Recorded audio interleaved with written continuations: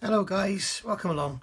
Just going to look now at how we're going to actually reduce the size of this this breech, and I've actually cut one part off already, and I thought I'd just show you how I go about this. Now currently the breech overall is 80mm. This piece here goes on the outside, so basically I'm going to just cut the sides off here so that goes back on. So it was 80mm, I want to make it 68, handily that's 12mm off.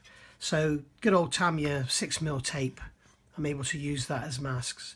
But what I've done here, I've got an old saw blade and I've super glued it to a block of plastic which is 6mm thick. And what that enables me to do is go around initially, this was before I put the tape on. Let me just get you a bit more angled in here so you can see it better. It enables me to go along just with this on a flat base and just score a line and just keep scoring basically until I've got a decent sort of, I don't know, like a half or 1mm deep slot in the plastic. Now bear in mind this one is ABS. The newer Soar kits I believe are polystyrene. So this is extremely hard, extremely tough. It's like bloody garden furniture. It's very, very strong. So now I've got those grooves in there. What I can do is come along with my knife. Let's move this camera back up. I can come along with my knife now, and using the coarse side of the blade, just find that groove and just gently, I'm not putting any pressure on, I'm just gently, oops, see that's what you've got to be careful of, is when you pull it back, it may jump out of the slot. But it doesn't matter because you're going to have some filling and repairing to do anyway. So I can just, now I've found the slot there, I can just use the blade to make the end. Let's just make a cut at each end. And then basically just slowly working along it. And now I'm starting to apply some pressure. I can just use the end of the saw blade and then trying to keep the saw as flat as possible. What you don't want to do is start cutting like this because you may wander off. Keeping the saw as flat and as straight as possible, staying in the groove, just starting to make that cut. So I'm basically using the whole length of the blade just to show you end on there. That's how I'm cutting, using the whole length of the blade in that groove. And that ensures a nice straight cut. An extra time spent here now will more than reward itself in the end, because if you start wandering off and not getting a straight line and everything, that means you start having to sanding back, and if you end up having to sand back too much and ended up more than 6mm off, then you lose your accuracy of your joint, and it just goes on and on and on. So, and remember, this is a pretty expensive kit you're cutting up here. And also remember, this is very similar on the Hobby Boss kit, and it's the same on the Soar. If you want this gun to look right, you're going to have to do this, because if you add that larger diameter on the back of the pivot, if you don't do this, your breech will still be bigger than that diameter, and it won't look right at all. If you think, well, I'm going to make a bigger diameter, there we go, we're through. Make a larger diameter so that the breech looks right, then you have to move your recoil mechanisms out, and then they won't look right. So once again here, I'm still in the groove, going along with the end of the blade. I'm being a little bit more fussy on this one because this is actually the rear face now. This is the most visible joint of all of them, because the bottom obviously won't be seen. The front will be covered up by that larger diameter I'm going to put on. The top is covered up with all sorts of greeblies, but the back here, what I'm doing now, isn't. Oh, and also note, I'm doing the sides first. I'm going to bring it in first, because when I bring the top down, then it needs to be non-equal. Remember, the breech is not centered vertically around the barrel.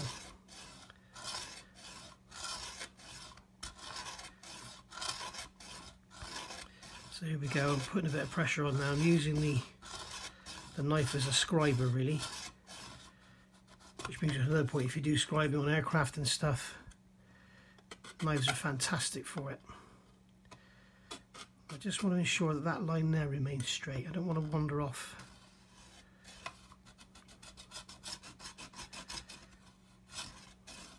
And here we go. Just keep cutting, just to give you a bit of a different angle on it.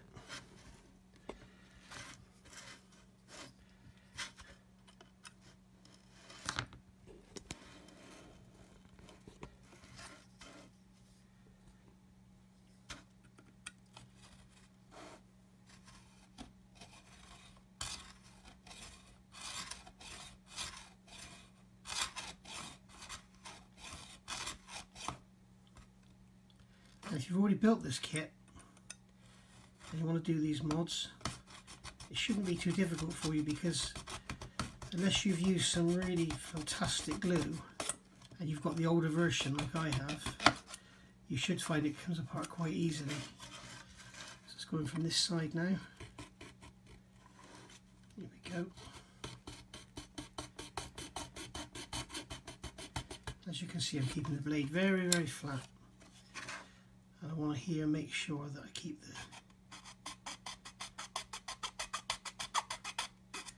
cut down that chamfer nice and even. Sorry for moving the camera around, it's just making it easier for me to do while I'm filming it for you guys. And then we're on the top.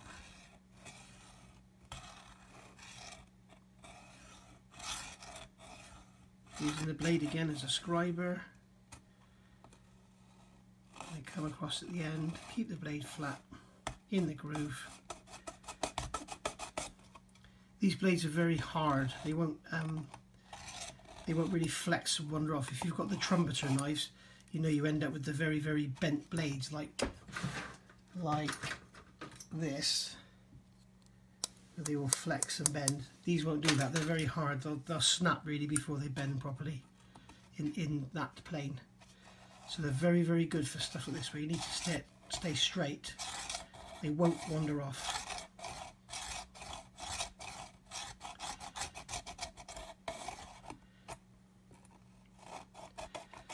And this is not my next project.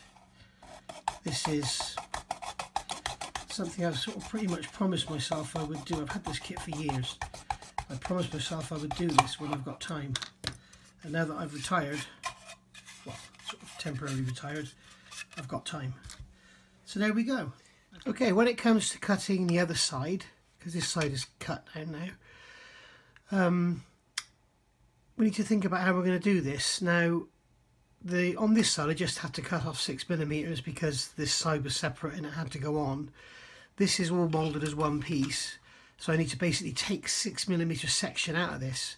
So what I'm going to do is cut, I've marked a 6mm line from this end, then a piece of 6mm tape, so I'm going to basically remove this section in here. So that section there is going to come out. Now if I cut this line first, then I'm going to end up having to try and hold this and cut this 6mm off of here. So what I'm going to do is cut this line first, and then I'll have all this to hold on to cut this line. And also with this end in here, I might put some tape on actually to hold it in. It gives it a lot more rigidity. You can see without it in there, it's just a floppy squeezy box. But if I put it in there, floppy and squeezy, there's the new technology for you, new terminology, then it's a lot more rigid, so it gives me something to hold on to. So cut that first and then let's do this one. So if I get the blade, we'll start on the bottom just to make sure that our grooves are deep enough. And again, you can see I'm cutting into that groove, not wandering off it at all, and then going to the end and cutting down, to this end and cutting down. And then when it comes to these corners, cut along the corner like this. Don't just cut like that, because you could be like that or like that. You need to make sure that you're cutting straight down that chamfer. Again, we need to try and end up with as good a joint as we can, and if we're lucky, if we get it all perfect, then it should just glue together without any work at all. And then the bit of ABS that oozes out may be enough to give us our joint filler. But I'll be using Mr. Surface really, and I believe this will have a fairly fine cast texture to it anyway. So just before I start cutting into that corner, I'm going to establish this line here.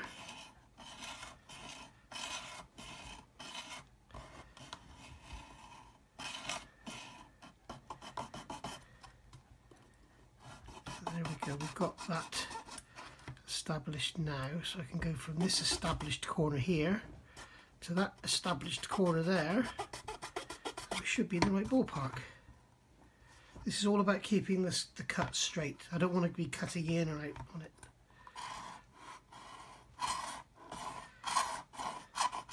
So I'm going to stop the film now, guys, and finish this off camera, because this will be like watching paint dry. Okay, there we go. So I've cut both sides down now, so we've got 68mm width. So it looks a bit narrow because it's tall, but once the height's brought down, it'll look correct. I mean, I've got this photograph here which basically shows you the aspect, and if you measure across here on the photograph and then measure across here, it's the same. I think these chamfers on the side of the kit are slightly too big as well, which is making it look a bit funny. So yeah, anyway, so that's that. Next thing now is glue this side on, back on in the right position, then make this insert fit correctly, then work on the top and the bottom, remembering it's not central. But you can see now that once I add my larger diameter piece onto the actual pivot itself, nice big sink mark there. Once I add the larger piece on here, then you can see that it will actually sit proud of that, as the real thing does, and on both sides. And I need to make it flush on the top, or just above the top, and make it stick out on the bottom. So so there we go. That's that. I'll glue this up now, and then we'll start looking at the inside. Right, just to refresh what I'm actually doing here, if you remember, the black line here is the original Breech here, and the red line is the modified Breech and block and everything in there that I'm doing. So how far did we get to? Well, remember when I left you before, I was cutting this in half. Well, I've cut it in half. I've this way cut the end off, and I've removed 6mm from this end, therefore reducing the width of the whole thing by 12mm. And then what I've done is shortened it in length. This is the top, this is the front, this is the back, this is where the shell goes in. So that now fits in there because the length has been shortened, and now what I need to do is work on the height. But before I do that, I want to get the Breech block all squared up and fitted and everything correctly. You can see inside here I've used some plastic card to just give the joints a little bit of extra support. But to be honest with you, this Tamiya extra thin quick setting works so well on this stuff. It's untrue.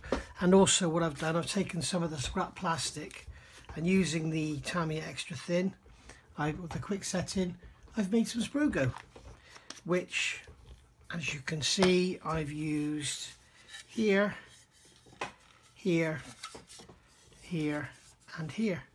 So that works really, really well. You need to use this plastic if you're doing this kit, because this is, I believe it's ABS. It's ordinary stuff like Tamiya extra thin. This one doesn't touch it.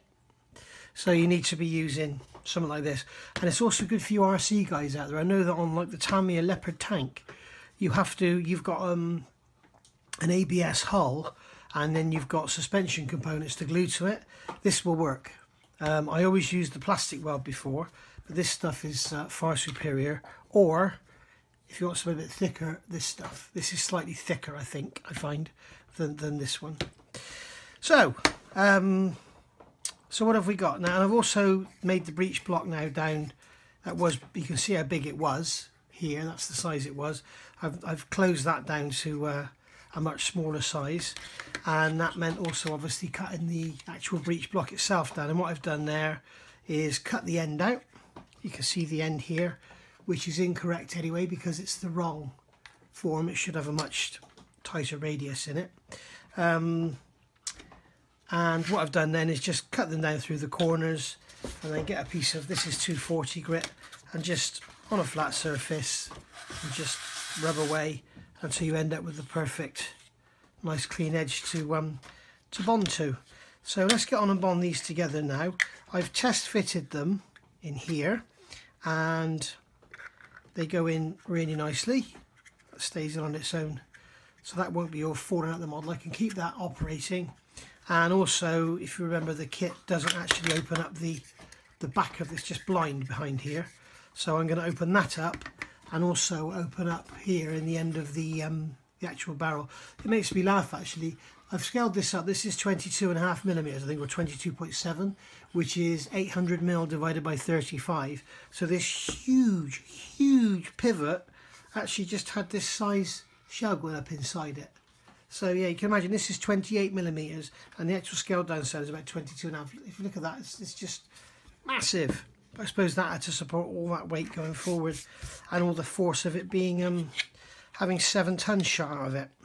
I don't know what speed to go. Was it 20 miles? It would shoot at 30 miles. So yeah, just going to hold those together like that. For new starters out there, you might be wondering, why don't I just put elastic bands on it now? What will happen there, if I put elastic bands on it now, the glue, when I put the glue in, will capillary out onto the elastic bands and mark it all up around here. So what I need to do is get the glue on there first, get it all set, or starting to set so it's not capable of capillary, it's just not water anymore, then put elastic bands on. And I think, looking at it, I think I'm going to use this one on here because I can brush this on initially, and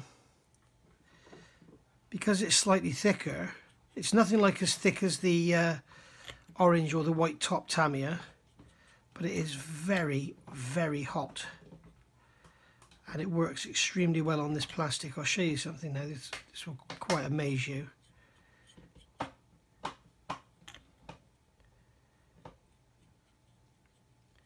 You can see here how it's taking the plastic off onto the brush. That's how much it's melting it. See?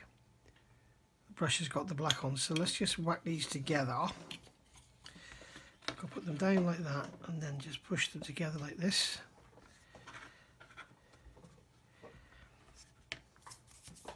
Getting glues on my fingers.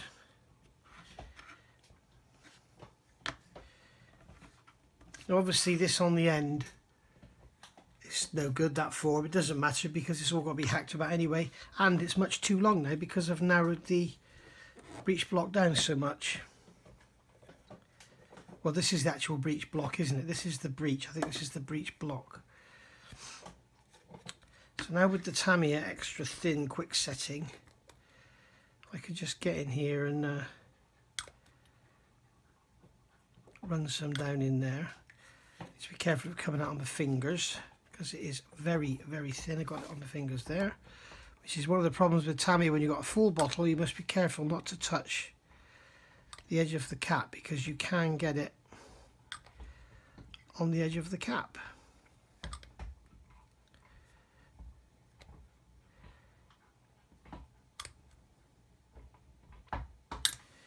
And there we go.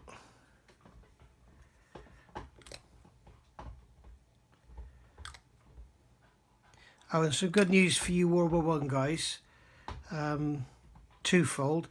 I am just about to start a buddy build with Ben from Road Hobby Corner of the A7V World War One tank, the Krupp.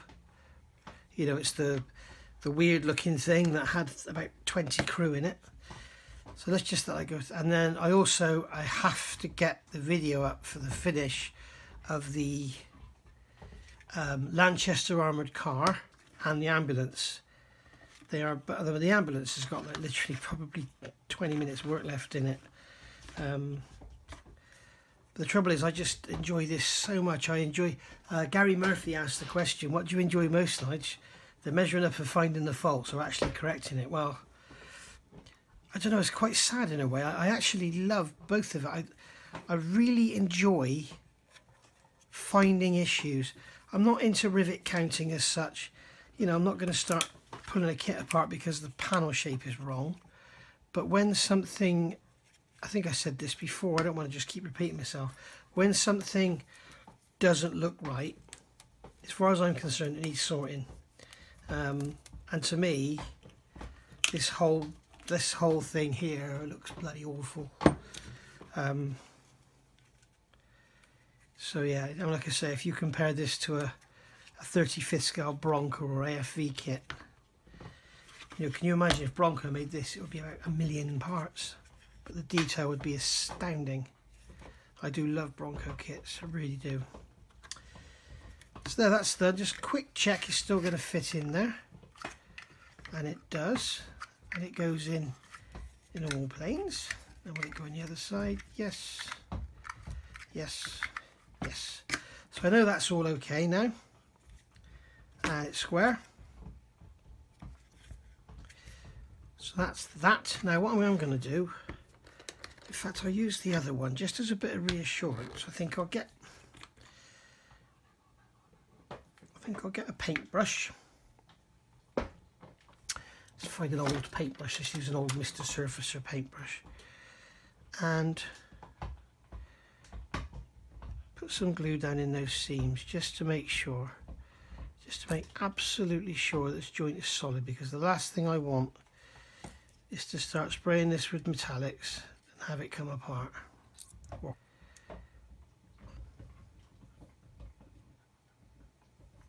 There we go. And if I really want to add some strength to it, I could just add some sprue goo, some of the special sprue glue. There we are. That's not going anywhere now. So there we have it, guys. So I'm going to stop this here and put this little bit up. Oh, I don't know what to call this, but whatever I call this, I don't know what I'm going to call it yet. I haven't even edited it, obviously, because I'm still filming. But whatever I call this, the next bit will be this part, next number. Okay, so hopefully when you see this, when you see me again, this will all be together and finished. The next thing I've got to do is, obviously this goes inside here, like so, like that. This goes on the top, clips in like that. I've had to cut out this piece here to make sure I get the step here. Remember I said in my original discovery that the actual breech blocks was not centered in the actual breech, it was more forward. Well, that's the front, that's the back. The barrel comes out here. So you can see that that is actually more forward. It's not square at the moment, but it will be once it's put in properly. And now what I need to do is cut through here and through here and close it down, because you can see it's too narrow. Then I've got to start looking at the chamfers. These chamfers need bringing down, they're way too big. I've got to put a bigger chamfer across the bottom there. This one has to come down. This one here is correct, and these here are correct. Those there are correct. And the front, these big chamfers in the corners, I'm not quite sure yet. And I need to do some rework with the equipment that goes on the top. It looks like what they've done at Soar is sort of spaced it out, bigged it up, whatever, to make it look busy. And when I look at my drawings, or not drawings, my photographs, it's quite clear that the actual box that goes on top of it, I don't know what it is. There's a box with a handle on it. There's also another couple of handles that go here. Perhaps somebody can tell me what they are. Then that box has obviously been widened out to make it fill the top out, so that needs to be narrowed down, and also the detail on it is very, very simple. So anyway, waffling enough. I'll leave this where we are now, and I think I might go to the pub and have a couple of beers, and while I'm doing that, this will be uploading. So I'll see you all probably tomorrow, and we'll go from there. Bye bye.